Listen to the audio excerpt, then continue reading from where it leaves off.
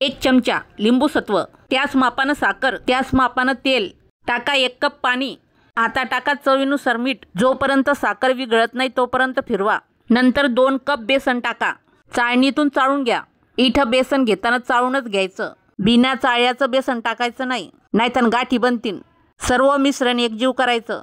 इथं आपण नॉयलॉन ढोकळा बनवत आहे। बेसनाचं मिश्रण तयार झालं की 10 मिनिटं मुरत ठेवायचं। ज्या भांड्यामध्ये ढोकळा बनवायचा आहे त्या भांड्याला तेल लावून घ्यायचं। 10 मिनिटांनंतर झाकण खोलायचं। 1 चमचा बेकिंग सोडा टाकायचा, गरम मिश्रण फिरवायचं। लगेच ढोकळ्याच्या भांड्यामध्ये टाकून द्यायचं।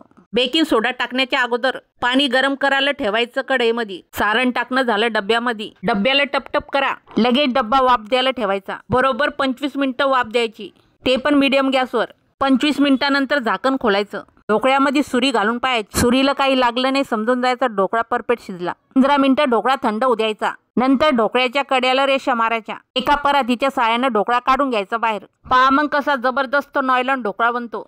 टमाटम फुगलेला।